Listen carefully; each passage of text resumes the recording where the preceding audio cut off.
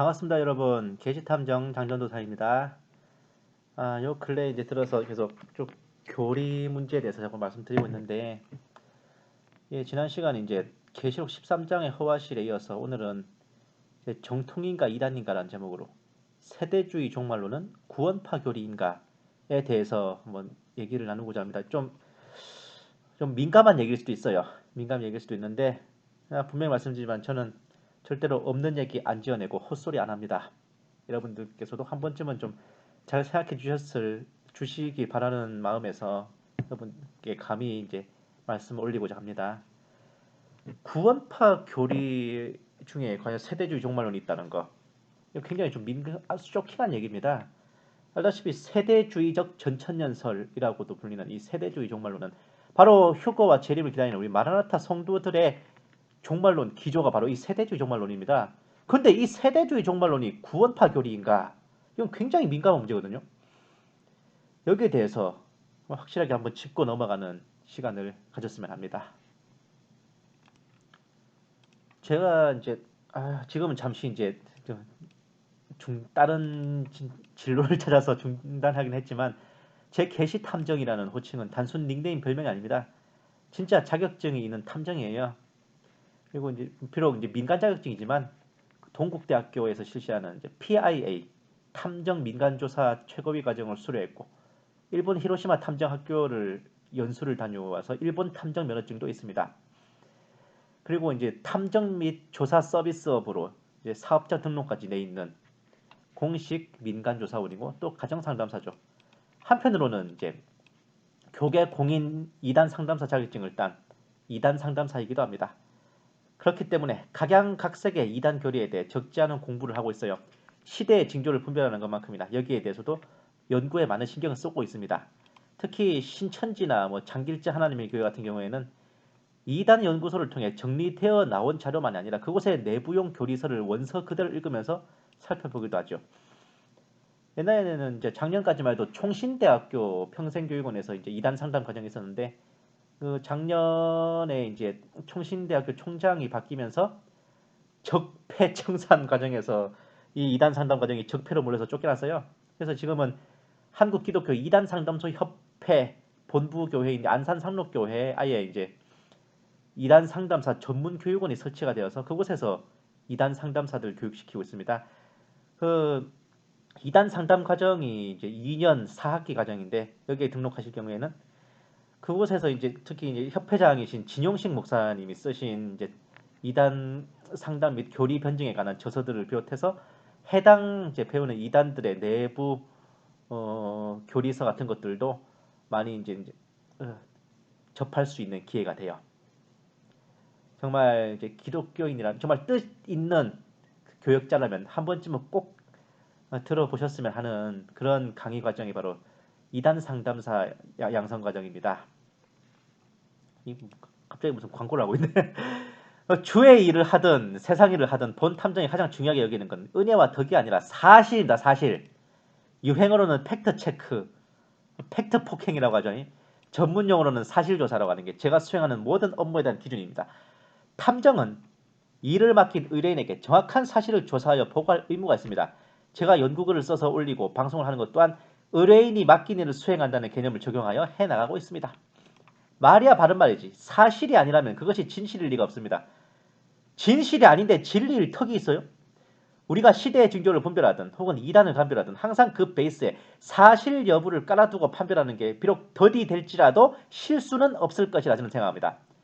국내에 유수한 이단이라 하면 한두 가지가 아니지만 대표적으로 신천지, 만희교, 하나님의 교회, 길자교, 선명이교, 통일교, 명석이교, JMS 그리고 구원파를 들 수 있습니다. 내가 하나 참 만만한 게 없죠. 예? 참 굵직굵직한 악의 축들이지만 이 중에 구원파에 대해서는 몇 년 전에 꽤 많은 한 2년인가 전에 많은 화제가 됐습니다. 다름 아닌 가수 겸 사업가 박진영 씨의 성경 공부 및 간증으로 인한 것이었죠. JYP. 많은 사람들이 박진영 씨가 예수님을 믿으면 좋겠다는 축원을 하기도 했는데 성경 공부까지 여럿이 인도하고 그 간증에도 자신이 예수님을 만나고 구원을 깨달은 것에 대해 잘 말해주고 있어 전 내심 다행스러웠는데 천만 뜻밖에도 박진영 씨가 이 JYP가 제대로 된 정통 신앙인이 아닌 구원파의 이단 교리에 빠져있다는 지적이 나와 세간에서 한바탕 화제가 됐었어요. 여러 신앙 아가페 목장을 비롯해서 여러 신앙 커뮤니티에서도 이로 인해 감론을박한 적이 있었고 본 게시탐정은 제 기억나는 아가페 목장 이거 올라왔을 때 제가 댓글 달았는데 간만에 마음 잡고 예수 한번 믿어보겠다는 사람 우리도 한번 믿어주면 안 되겠냐?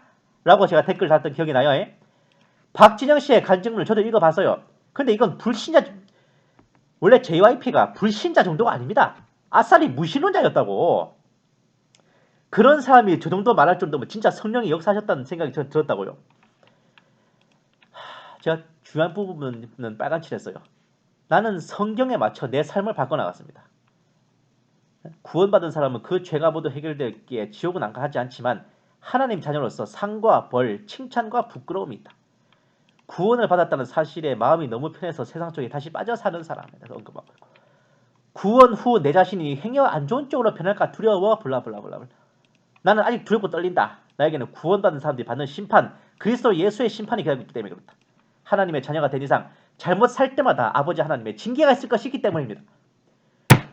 박진영 씨는 절대 구원파 아닙니다. 저는 확신해요. 우리가 알다시피 구원파는 한 번 구원은 영원한 구원이라는 생각을 아득히 넘어서 구원받았으니 앞으로 어떻게 살아도 38광땡이라는 무개념으로 폐악질을 서슴지 않는 무리들입니다. 그런 그들에게 우리가 변증하는 것 중에 하나가 뭡니까? 구원받은 성도라도 징계를 받는다. 그걸 우리가 가르치지 않습니까? 박진영 씨가 진짜 구원파라면요. 아버지 하나님의 징계 같은 걸 걱정할 이유가 없어요. 두렵고 떨릴 필요가 없다니까. 벌과 부끄러움을 왜 우려합니까? 그러니 마치 구원받은 후 삶을 바꿔나갈 하등의 이유가 없다고요. 진짜 이 사람이 구원파라면요. 박진영 씨 부인이 유병환과 관련이 있는 여전 하지만 부부간에 신앙이 다른 경우도 흔히 있는 거죠. 그리고 유병환하고 관련이 있다고 구원파입니까? 문선명의 딸인데도 통일교 신자가 아닌 경우가 있어요. 문선명 딸 문은진. 내가 교회 다니고 와이프가 절에 다니면 나는 크리스천이에요? 불제자예요? 와이프가 절에 나간다고 교회 다니는 나까지 불교신자로 몰아가면 그 말이 되는 소리예요? 뭐 JYP 건물이 구원파 건물이네. 만나고 다니는 사람이 구원파 사람들이긴 하지만 건물이야 쓰기 편한 건물 빌릴 수 있는 겁니다. 박진영이 사업가인데 사업과 관련된 사람 만나다 보면 구원파 인사들 없으란 법 없어요. 구원파라는 교파가 단순 이단 종파가 아니라 거대한 사업체라는 거 알고 계시잖아.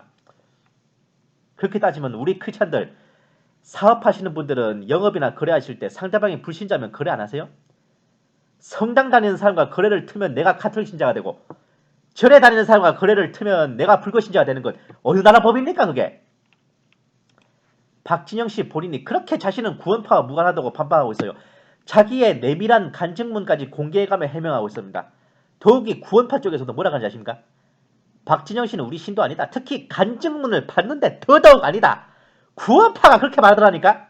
뭘 더 어쩌라고. 구원파 교리에 대해 조금이라도 감을 잡고 계신 분이라면 특히 구원파 신도라면 절대로 박진영 씨처럼 말할 수가 없습니다. 그럼에도 불구하고 박진영 씨는 틀림없는 구원파라고 주장하는 축에서는 대체 무슨 근거로 그렇게 말할까요? 박진영 씨의 간증문을 보고 자신만만하게 저 사람은 구원파가 틀림없다고 주장하는 근거는 이랬습니다. 구원을 깨달았다는 식으로 말하는데 깨달음 이꼬르 구원이라 가르치는 건 구원파의 교리다. 시작부터 빡쳐불어요. 예수님께서 나의 구주이시고 내 죄를 사하셨다는 걸 깨달았다는 게 구원파라는 근거가 돼요? 깨달았다는 말 뜻이 뭔데요? 전문적으로 신학을 배우고 성경 공부를 한 적도 없으면서 성경을 잘 알고 성경 공부를 같이까지 하는 게 매우 미심쩍다. 허미 선상님, 그럼 신학 안 한 사람은 그럼 성경 공부 가르치면 안 되네? 주일학교 교사들은 씨발 전부 신학교 나와서 하는 거요? 세대주의적인 관점을 갖고 있는 것은 결코 혼자 깨달은 것이 아닌 누군가로부터 배운 것인데 세대주의는 구원파의 교리이므로 박진영 씨는 구원파가 틀림없다. 와우. 히브리서, 베드로, 전후서, 야고보서, 요한일서, 요한계시록은 이방인 신자를 위한 글이 아니라 7년 대환란의 복음을 전할 유대인 14만 4천 명을 대상으로 쓴 글이라는 관점은 세대주의적 해석이며 따라서 박진영 씨는 구원파로부터 배웠다. 좆도 유대인과 이방인 성도를 분리하는 것은 세대주의적 해석이며 따라서 박진영 씨는 구원파가 틀림없다. 자, 2번부터 봅시다. 박진영 씨가 전문적으로 뭘 배운 건 없어요. 하지만 본인이 간증문에 적었잖아. 천주교 기독교 할 것이 100명이 넘는 성직자들의 설교를 책과 영상을 통해 닥치는 대로 봤다고요. 구원 여부와 관계없이 성경 관련된 지식 내공이 적지 않게 쌓여 있는 건 당연한 겁니다. 미심쩍을 것도 없어요. 아니말로 우리 크리스천들 중에 어지간히 교회 오래 다 다니신 분들도 저 정도 공부나 연구한 분들 흔히 보기 힘듭니다. 예? 박진영 씨가 여러 사람의 설교와 견해를 닥치는 대로 공부하다 보니 그 중에 박옥수나 유병헌이가 쓴 책도 한두 권 있을 수 있겠지. 그렇다기로서니 구원파가 틀림없다고 딱 잡아 말하는 건 무슨 근거인데요. 그리고 히브리서, 베드로 전후서, 요한일서, 요한계시록, 야고보서를 이방인 성도가 아닌 이스라엘 유대인들을 대상으로 쓴 서신이라는 것 엄밀히 따지면 틀린 거 아닙니다. 히브리서 1장 1절에 뭐가 돼 있어? 대언자들을 통하여 조상들에게 말씀하신 하나님께서. 여기 나오는 조상이 누구 조상인데? 제목부터 히브리서인데 당연히 이스라엘 유대인들의 조상 아니에요? 야고보서 1장 1절 봅시다. 널리 흩어져 있는 12지파에게 인사하노라. 누구요 12지파가? 이스라엘 유대인들 아니냐고. 자, 베드로전서 1장 1절. 본도, 갈라디아, 가파도기아, 아시아, 비두니아에 두루 흩어진 나그네가 누구야? 유대인들 아니야? 에? 요한 1서의 경우에는 수신자가 명확하진 않아요. 하지만 요한계시록의 경우 라오디게아 교회 이후로는 교회는 존재하지 않고 유대인들이 대상이기에 엄밀히 따지면 유대인들에게 주시는 하나님의 말씀이라 해도 틀린 건 아닙니다. 다른 바울 서신서들의 경우에는 교회를 대상으로 한다면은 교회에게 편지하노니 성도들과 집사들에게 편지하노니 하는 식으로 명확하게 칭하고 있다고요. 다 같은 성경이지만 직접적으로 제1의 연관성을 지닌 대상자는 각각 다르다는 게 맞습니다. 이런 지엽적인 걸 문제 삼아 심지어 구원파라고 몰아가는 게 맞아요? 그리고 언제부터 세대주의 신학이 구원파 교리였는데 제가 이단 상담학을 정말 배웠지만은 진짜 구원파 상담을 배울 때 세대주의 종말론을 구원파 교리 일부로 가르칩니다. 이런 식으로요.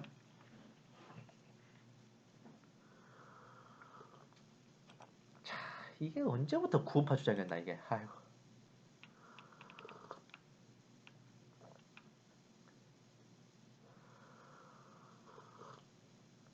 우리네 마라나타 성도라면 누구나 알고 있는 공중재림, 휴거, 7년 대환난 이후 지상재림. 이게 언제부터 구원파 교리였습니까? 저는 구원파에서 휴거, 재림 말하는 꼬라지도 내가 들어본 적이 없는데. 마라나타 신앙을 극단적 세대주의 운운하며 시한부 총말론 취급하는 것까지는 뭐 그렇다 쳐도 아예 까놓고 메이저 이단인 구원파의 이단교리를 치부한다는 거 이거 굉장히 이거 참남한 거예요. 세대주의 신학이 뭔지부터 간략하게 말씀드리자면요. 제가 지난번에 말씀드렸죠. 이 세대주의 종말론의 허화실에서 세대주의 신학이라는 게 성경을 해석하는 신학의 한 경향으로 창세기부터 계시록까지 성경 전체를 각 세대별로 구분해서 세대마다 하나님께서 정하신 구원의 방식이 달랐다는 학설입니다.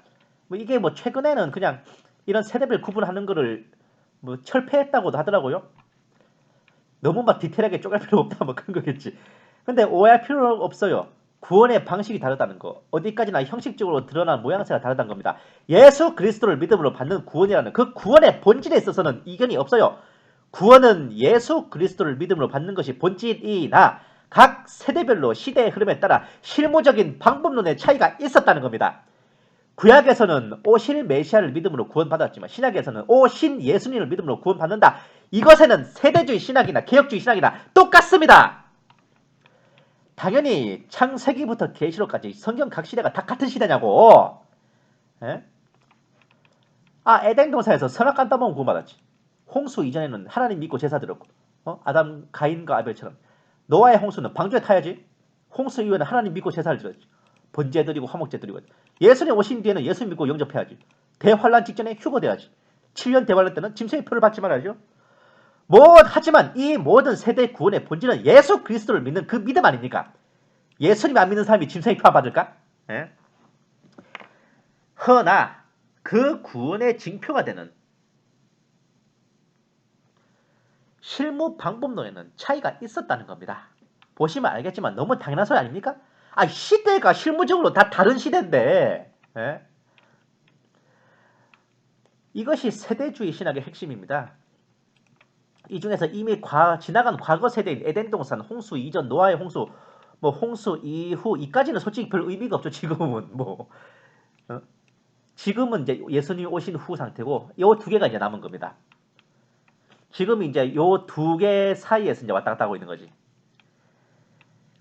앞으로 닥쳐올 7년 대환란에 대해 어떤 다른 신학 기조보다 더 지대한 관심을 갖는 게 또 세대주의 신학이기도 해요. 이 신학 세대주의를 견지하는 측에서는 특히 마지막 때와 휴거, 종말, 대환란에 대해 관심을 갖게 될 수밖에 없는 겁니다. 세대주의 신학에서 종말론에 대한 부분을 따로 떼내서 세대주의적 종말론, 정식 명칭은 세대주의적 전천년설이라 일컫습니다. 왜 그러냐면요. 세대주의적 종말론에 의하면 7년 대환란 전에 교회는 휴거되기 때문에 그 휴거와 종말에 대해 관심을 가질 수밖에 없는 겁니다. 7년 대환란에 떨어진다면 짐승의 표를 받지 않고 개교야 구원받을 수 있잖아. 순교하든 개교서 구원받든. 예? 그렇기 때문에 짐승의 표에 대해 경계하고 분석하는 것도 그 어느 신학 기조들보다 더 주의 깊을 수밖에 없습니다. 무천년설, 후천년설 믿으면 아예 휴거, 재림, 짐승의 표에 관심 자체가 없을 수밖에 없다니까요. 예? 내 말이 그 말이야. 이런 상황 때문에 현재 우리나라 마라나타 신앙의 업계에 거의 기본 베이스로 깔려있는 휴거와 재림, 종말, 짐승의 표, 대환란, 적그리스도와 신세계 질서 등에 대한 관심과 분석, 연구, 분별의 근원이 결국 거슬러 올라가면 세대주의적 전천년설, 세대주의 종말론에서 비롯된 겁니다. 그런데 이게 왜 구원파의 교리냐고요. 네? 특히 이단 간별사들이 세대주의 신학을 가르치는 말은 구원파 교리, 비성경적 주장, 잘못된 거짓 신학, 시한부 종말론 그렇게 막 가르치게 말하는데 굉장히 이율 배반적인 내막이 있어요. 가르치고 말할 때는 그렇게 말하죠. 근데 글로 쓸 때는 굉장히 신중하게 쓰고 있습니다. 어떻게 쓰냐고요? 이렇게 씁니다.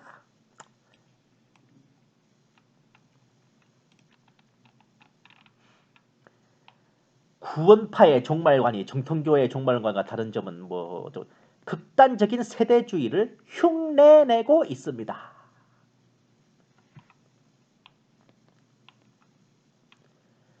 구원파는 세대주의를 흉내내는 종말론을 주장하고 있다 하셨는데 세대주의가 뭡니까?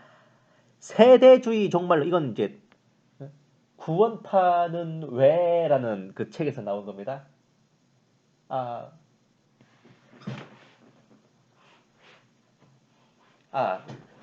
그 책 제목이 구원파는 과연이라는 책입니다. 구원파 교리에 대한 변증을 하는 이제 분별 서적인데 세대주의 종말론이란 기성교회 종말론의 여러 설 중의 하나로서 재림을 공중재림과 치상재림을 나누는 이중재림설을 주장하는 종말론입니다. 여기까지만 봐도 충분해요.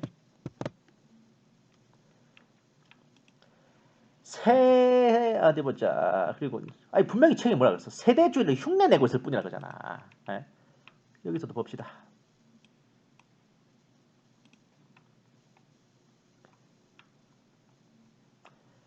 그러면 이러한 세대주의 종말론은 정통교회로부터 이단으로 비판받는 교리입니까?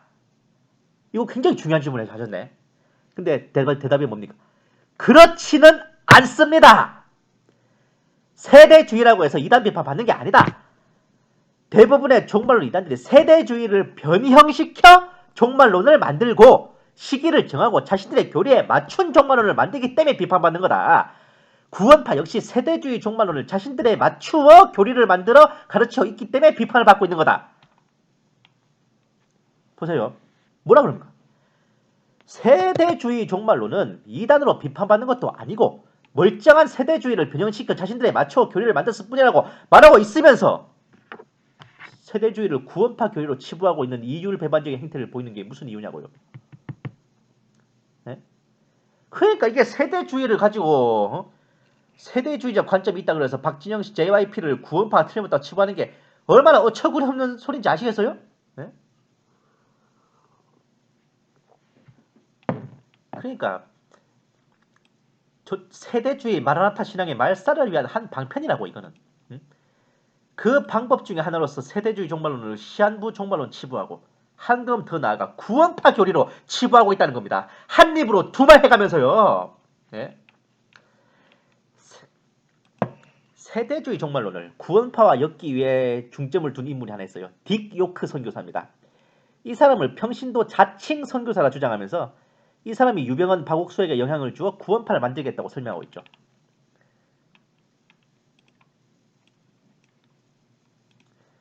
구원파는 언제부터 누구에게 시작됐나? 1961년 4월 미국인 독립선교사인 딕을 통하여 복음을 깨달았다는 유병헌, 같은 해 11월에 네덜란드 선교사 길기슈를 통하여 죄사함을 깨달았다는 권신찬에 의해 대구시됐습니다. 근데 엄밀히 따지면 봐요. 여기서도 딕 선교사의 역할은 그냥 유병헌한테 복음 가르치는 밖에 없다고. 결국 구원파가 시작된 거는 유병헌과 권신찬 아닙니까? 근데 왜 외국에서 수입된 이단이래? 근데 여기서 근데 이 질문하신 분이 참 예리하시네.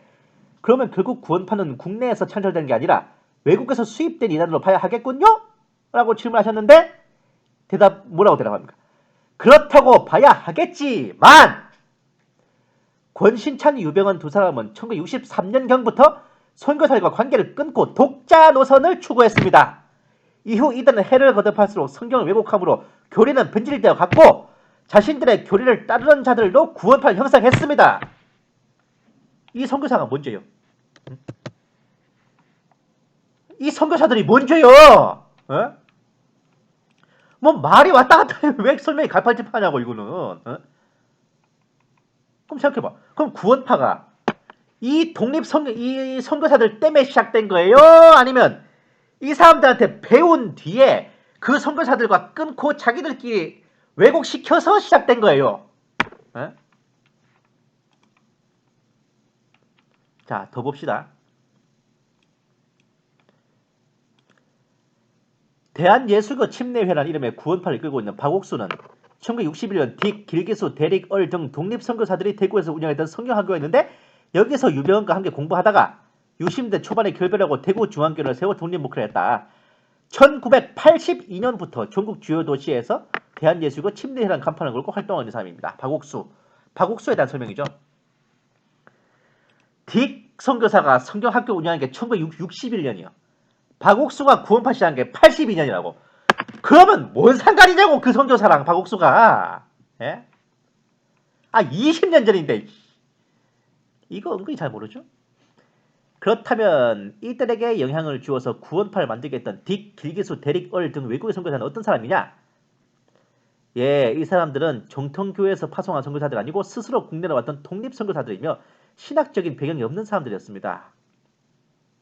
결국 잘못된 사람들에게 영향을 받은 사람들이 또 자기의 교리를 추구해서 만든 것이 구원파의 교리란 말씀이군요. 그 외국 선교사들을 정통교회에서 파송한 선교사단이 아닌 스스로 국내로 온 독립선교사 운운하며 신학적 배경이 없는 사람으로 치부하시는데 저기요. 죄송한데 그렇게 따지면요. 신학교 안 다니고 정통교회에서 파송 안 했으면 평신도 자비랑 선교사로 복음 전달을 하면 안 돼요? 그런 분들을 잘못된 사람들 운운하는 게 얼마나 큰 모독행위인지 알고 하는 말이에요? 모르고 하는 말이에요? 제가 굉장히 기분 족같아서 솔직히 이 부분 읽으면서 신학을 전공 안 하고 교회에서 파송 안 한 채 오로지 복음 전하겠다는 열정 하나로 그냥 해외로 나가서 자비랑 선교사로 활동하는 평신도 사역자들은 대체 뭘로 보고 하는 소리입니까? 뭐라 생각하는 거예요 그러면? 한국 기독교 이단 상담소 협회장 진용식 목사님도요. 가장 중점을 더 가르치는 게 구령 상담입니다. 개인전도. 이단 교리 100번 변증하는 것보다 구원 복음 한 번 제대로 가르치는 게 이단 상담의 근본이라 그러셨어요. 신학을 전공하든 안 했든 내가 평신도든 아니든 간에 복음 전도는 누구나 할 수 있는 거라고. 이단 상담 생도들한테 항상 가르치고 계셨는데 심지어 천만리 떨어진 우리나라까지 배낭 하나 둘러매고 뛰어와서 복음 전했던 외국 선교사들을 이따위로 모독하는 건 어느 나라의 예법입니까 이게? 예? 이단 간별사들이 세대주의 신학을 구원파교로 치부하는 가장 근본적인 근거는 이 딕 요크 선교사에게 있습니다. 딕 요크 선교사는 세대주의 창시자인 존 다비 목사가 창설한 형제교회 신자예요. 한국에 파송되어 선교학교를 설립해서 유병헌, 권신찬, 박옥수를 가르쳤다는 거죠. 따라서 딕 요크 선교사에 대해 바로 알아보는 게 세대주의 이꼬르 구원파라는 주장에 대한 변증이 될 거라 저는 생각합니다. 사실은 이단 간별사들도 세대주의 신학을 구원파 교리로 치부한다는 것이 어불성설이라는 거 본인들도 알고 있습니다. 하지만 한 입으로 두 말 하고 있으니까 제가 제대로 짚어드리는 거예요. 아이고. 세대주의의 창시자인 존 다비 목사의 교회에 속해있었다 하니 딕 요크 선교사가 존 다비 목사의 직계나 후계자 같죠. 존 넬슨 다비 목사는 1800년생임. 1882년에 소천했어요. 딕 요크 선교사는 다비 목사가 소천하고 46년 후인 1928년생입니다. 어떤 커넥션도 없습니다. 둘 사이에. 예? 존 넬슨 다비 목사를 세대주의의 창시자로 보지만 사실 이 세대주의의 개념 자체는 초대교회와 교부 시대도 존재했습니다.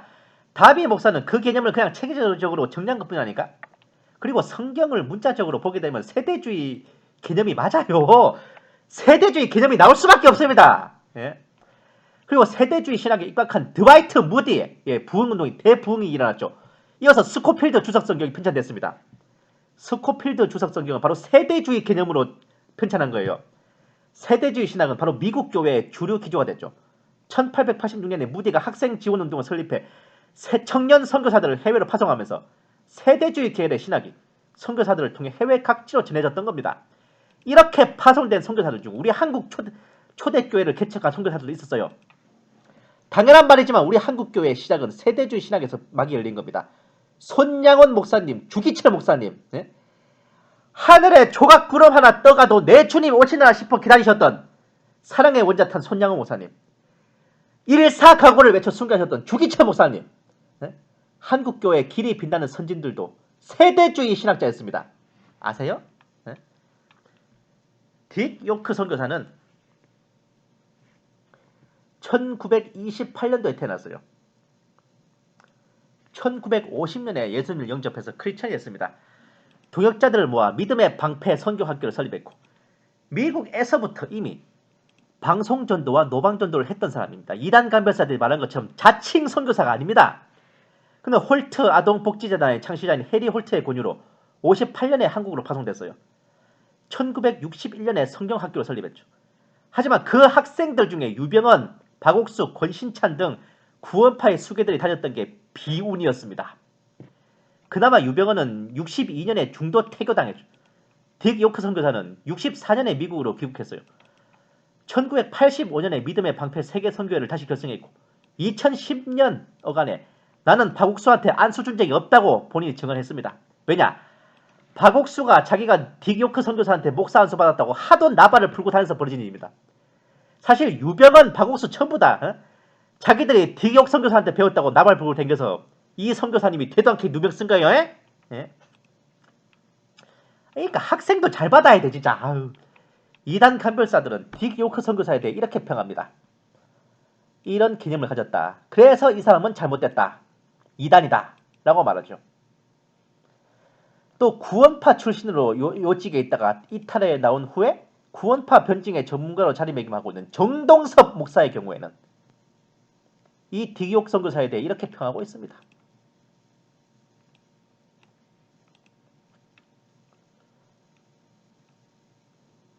이 딕 요크의 사상을 받아서 한국에 뿌리내린 게 구원파지요. 구원파의 시조가 딕 요크이군요. 딕 요크는 어떤 사람입니까? 딕 요크라는 사람은 트럭 운전사요. 신학도 하지 않는 무식한 사람으로 교단 파송이 아닌 자칭 선교사로 왔어요. 딕 요크의 사상은 깨달으면 구원받는다는 겁니다. 이 사상이 무서운 거예요. 딕 요크가 한국에 와서 길러낸 제자가 바로 유병헌과 박옥수입니다. 기관장. 해리 홀트는요. 고아 입양과 아동복지를 위해 평생을 바쳐 헌신한 공로자입니다. 이 사람의 딸인 말리 홀트가 하필이면 구원파 신자라서 졸지에 소급해서 지금 씹히고 있는 거예요. 예? 딕 요크는 해리 홀트의 권유로 한국에 파송된 건 맞아요. 근데 그 두 사람의 인연은 딱 거기까지입니다. 근데 뭐 해리 홀트의 영향을 받은 건 어쩌네. 아니 근데 그건 그렇고 딕 요크 선교사를 트럭 운전수 출신의 신학도 안 한 무식한 사람 운운하는 건 진짜 이거 정말 더러운 인신공격 아니에요? 예? 트럭 운전사나 하던 사람이 22살에 예수 믿고 25살에 선교회 설립해가지고 트럭 끌고 미국 땅 누비면서 복음질 하다가 30살에 한국까지 와서 선교학교 세우고 했으면 장하다고 박수는 못 쳐줄 망정 신학도 안 하는 무식한 사람이라니. 정동섭을 비롯한 이단 간별사들이 만든 구원파 변증 자료도 뭐가 된지 아세요? 유병헌이는 처음 복음을 전해드는 1962년부터 67년까지는 겸손한 평신도 생활을 했다고 적혀있어요. 본격적인 활동은 68년도부터입니다. 작정하고 구원파 교리를 설파하기 시작한 건 1972년 극동방송 시절부터라는 게 정설입니다. 이단 간별사들이 만든 자료도 그렇게 막 나와있다고. 예? 딕 요크 선교사는 64년에 귀국했어요. 딕 요크가 귀국하고도 3년 동안 유병언은 조용히 살았다 그겁니다. 위에서 딕 2단 간별사들이 딕 요크 선교사에 대해 지적하는 것도 대충 보면 타당해 보이는데 조금만 살펴보면 어처구니없는 시비 트는 겁니다. 세대주의 신앙을 가졌고 믿음보다 깨달음을 중시했던 그냥 막말로 그냥 시비 트는 거예요. 기성교회와 기성 목회자들에 대해 반감을 가졌다고 해서 그게 이단입니까? 신학교와 성직 체계를 부정하는 것은 미국의 퀘이커 교단에서도 기조로 삼는 겁니다. 신학과 성직 체계를 부정한다고 퀘이커를 보고 이단이라 그래요? 그 퀘이커 교도들을 보고 복음주의자로 평가하고 있는데 왜 디옥 선교사는 보고 이단이래? 신학과 성직 체계를 거부하는 걸 떠나서 아예 체계적인 교회 조직 자체를 인정하지 않는 무교회주의도 있는데 디오크 선교사를 저 정도 개념을 보고 이단 취급하는 거 정말 어처구니없는 시비라 저는 생각해요. 더 중요한 건 근본적으로 이 디옥 선교사가 구원파 교리를 가르쳤냐? 아니요. 이 디옥 선교사는 이단 간별사들이 말한 것처럼 구원파의 시조나 원조가 아닙니다. 그냥 순수하게 복음 전하러 온 거라고. 이 사람의 신학적 기조가 세대주의였을 뿐이지만 이단 간별사들이 매우 간과하거나 혹은 일부러 감추고 있는 것은 1800년대 이래로 미국 교회의 기조 자체가 세대주의입니다. 지금도 세대주의는 이단은커녕 미국 교회의 중심 기조예요. 기독교 근본주의의 뼈대를 이루고 있는 게 이 세대주의란 말입니다. 디교크뿐만 아니라 한국 초대교회의 선교사들도 거진 다 세대주의였어요.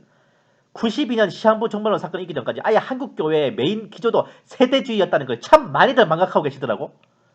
게다가 디오크는 자칭 선교사가 아닙니다. 미국에서부터 이미 선교사로 활동했던 진짜 평신도 자비랑 선교사예요. 해리 홀트 또한 구원파와 무관합니다. 그의 권유로 디오크가 한국 선교에 나선 것뿐이에요. 유병언, 박옥수, 권신창과의 악연은 그가 세운 선교학교에 하필 그 셋이 와서 복음을 배웠다는 것뿐입니다. 그에게서 배운 것을 왜곡하고 변질시켜 구원파 교리를 만들어낸 거지. 디오크 선교사가 엉뚱한 걸 가르친 게 아니라고요. 예? 한마디로 세대주의 신학과 종말론이 구원파 교리인 게 아니라 세대주의 계열의 선교사에게 배우고 지멋대로 변조시킨 것으로서 제대로 배워놓고 지들끼리 이탈해서 구원파를 만든 것뿐이고 세대주의 신학과 전년 별개의 이단 사설에 불과한 겁니다. 결론적으로 구원파 교리는 전문 신학을 전공하지도 않은 평신도들이 미국 선교사를 통해 복음을 전해 듣고 신학을 대충 배운 뒤 그 배운 것조차 마귀 역사로 악랄한 변개를 한 것입니다. 따라서 구원파 교리를 빙자하여 세대주의 종말론을 이단 취급하는 것은 JMS, 신천지, 길장교, 통일교 교리를 핑계로 기독교 복음을 이단 취급하는 것과 똑같은 궤변이에요. 왜? JMS 기독교 뺏긴 거 아니야? 신천지 기독교 뺏긴 거잖아요. 장길자 기독교 뺏긴 거지. 통일교 기독교 뺏긴 거지. 그 기독교 복음이 이단이야?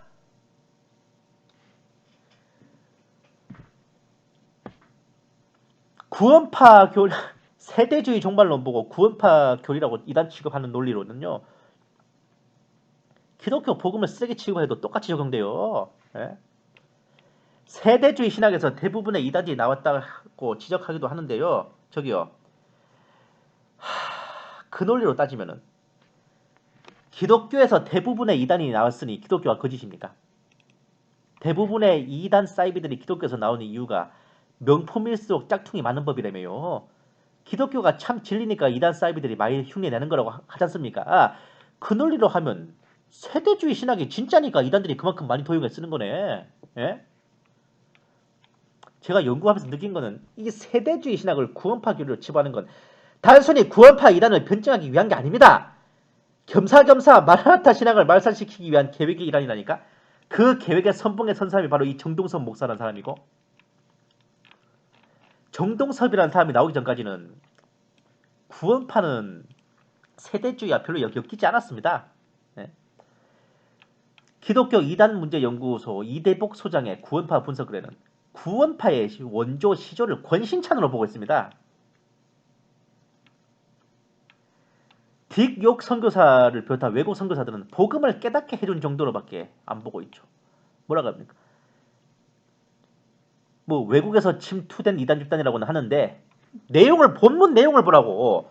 61년 4월 미국인 독립선교사 딕욕의 영향으로 복음을 깨달은 유명한과 뭐 블라블라블라. 그 후 1963년 선교사들과 관계를 끊고 독자 노선을 추구하면서 성경을 변질 해석했다.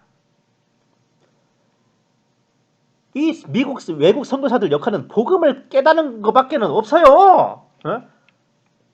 그러니까 애초부터 거의 불신자였던 유병헌 박옥수한테 기독교 복음에 대해 가르쳐주고 떠난 게 그 선교사들 역할이었다니까. 그 후에 일어난 구원파 교리까지 책임지라는 거 너무한 거네요. 86년에 출간된 국제종교문제연구소 탕명한 소장, 바로 교계 이단 간별사의 원조입니다. 이 탕명한 소장의 기독교 이단 연구에서도 구원파의 원조는 권신찬으로 지목하고 있어요. 거기는 아예 디교크 비롯해서 외국 선교사 얘기는 나오질 않습니다. 그리고 탕명환 선생은 구원파의 말세론에 대해서 변증하면서 시한부 종말론으로 위기의식을 강조, 그것으로서 신도들의 금품을 뜯어내는 것에서만 비판하고 있죠. 세대주의 종말론을 이단 취급하는 말은 한마디도 없어요. 그리고 쇼킹한 거 하나 나옵니다. 재림론에 대해서 5가지로 약술한다. 먼저 재림에는 공중재림과 지상재림의 2단계가 있다. 먼저 예수께서 공중재림을 하면 그리스도 안에 있는 죽은 자들이 부활하여 참된 성도들은 순식간에 영화하여 하늘로 들려올려진다. 이것을 휴거라고 부른다. 그리고 지상은 7년간의 대환란 시대에 접어든다. 다니엘서 9장 27절에 일주라 함은 7년을 해석함. 이거 누가 쓴지 아세요? 에? 탕명환 선생이 쓴 기독교 이단 연구 책에 나오는 장면이라고. 정통 기독교 재림론을 설명하는 부분이란 말입니다. 에? 이게 뭐예요? 이게 그 세대주의 종말론 아닙니까? 에? 자, 앞에 봅시다. 7년 대환란 문제, 구원파의 주장, 공중재림 후에 7년 대환란이 있고 지상재림이 있다. 70일 중 마지막 한일회가 7년 대환란, 다니엘서 9장 17절. 공중재림으로 교회가 휴고되고 지상재림으로 유대인의 세계가 이루어진다. 반증, 7년 대환란은 성경에 없다. 예수님의 지상재림을 지상재림, 공중재림으로 나눌 수 없다. 블라블라블라. 근데 봅시다 진짜. 예? 뭐라 써놨어요? 재림에는 공중재림과 지상재림의 2단계가 있다 그러잖아. 예? 예수께서 공중재림 하시면 휴거된다 그러잖아. 예? 다니엘서 9장 27절에 7주라 함은 1주라 함은 7년으로 해석한대잖아요. 지상은 7년간의 대환란 시대에 접어든다 그러잖아. 누가요? 탕명환 선생이. 예? 아니 정동섭을 비롯한 이단 간별사를 말대로 하면 이단 간별사의 원조이자 시조인 탕명환 선생도 구원파라고요. 예? 아, 환장 허건데. 이거 정말 잘 모르시더라고. 1992년 시한부 총괄론 사건이 있기 전까지 우리 한국교회 메인 총괄론 기조가 세대주의였습니다. 예? 아니 보세요. 목숨까지 내걸어가며 이단 분별 검증에 한몸 던졌던 탕명환 선생이 뭐가 아쉬워서 딕 요크 선교사에 대해 은폐했겠어. 세대주의 종말론이 구원파 교리라는 것을 감췄겠냐고요. 너무 당연히 세대주의 종말론은 구원파 교리와 하등 상관이 없고 딕 요크 선교사도 구원파 교리에 별 영향을 준 게 없으니까 그렇게 분석을 내린 거겠지. 예? 구원파의 원조이자 시조는 유병헌과 그 장인인 권신찬이 틀림없고 명확함은 6.25 전쟁이 김일성이 일으킨 남침 전쟁이라는 것만큼이나 틀림없는 사실이에요. 멀쩡한 외국 선교사들을 끄집어내서 갖다 붙이는 건 세대주의 마라타 신앙을 구원파 교리 취급하여 재림 신앙을 말살하려는 개수작이라고 저는 생각합니다.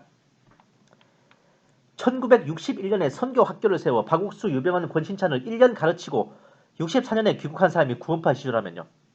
그리고 그가 가졌던 세대주의 신앙이 구원파의 교리를 한다면요. 그렇게 따지자면은 구원파의 원조이자 유병헌의 장인되는 권신찬은 대한예수교 장로회 통합 측 경북노회에서 안수까지 받은 목사였어요. 대한예수교 장로회 통합 측 교리와 신학이 구원파 교리라고 해도 돼요? 네? 아니 그쪽 교단에서 안수까지 받고 목사 직분까지 앉힌 사람이 구원파의 시조가 됐는데 목사 면직시킨 걸로 손 씻고 난 죄 없슈 하는 빌라도 같은 생각하고 있는 거 아니겠지? 네? 권신찬이가 통합측 목사 출신인데 그러면 통합측 교리하는 신학이 구원파 교리 아니에요? 이런 제 말이 어불성설이라 여겨지신다면요. 구원파를 디옥 선교사와 엮고 구원파 교리를 세대주의와 엮는 것도 마찬가지로 어불성설입니다. 제가 지금 미러링 해드린 거예요. 안티테제, 역지사지를 제가 알려드린 겁니다. 예. 세대주의 신학은 한국 초대교회 때부터 전통적으로 받아들여져 온 정통, 정설, 정론입니다. 비록 현재는 극단적이라는 매도를 당해 이단 칙을 받고 있지만 그 근본 진리에는 틀림이 없어요. 다시 오실 예수님을 기다리며 시대의 징조를 분별하는 바른 교리입니다. 우리나라에서나 이단 소리 듣지 미국 교회에서는 현재까지도 기독교 근본주의의 핵심이고 정설의 교리가 맞습니다. 그렇게 세대주의를 이단이라 매도하는 이단 간별사들도 막상 대놓고 물어보면 이단은 아니고 어쩌고 하면 우물쭈물하고 있죠. 예? 우린 지금껏 우리가 옳다고 믿어왔던 것에 자부심을 가질 필요가 있어요. 전에도 그랬고 지금도 그러하든 앞으로도 그렇게 쭉 나가면 됩니다. 구원의 확신처럼 우리의 마라나타 신앙의 확신을 가지고 앞으로도 우리 모든 마라나타 성도 여러분들의 활약을 부탁드립니다. 감사합니다. 계시탐정 장전도사였습니다.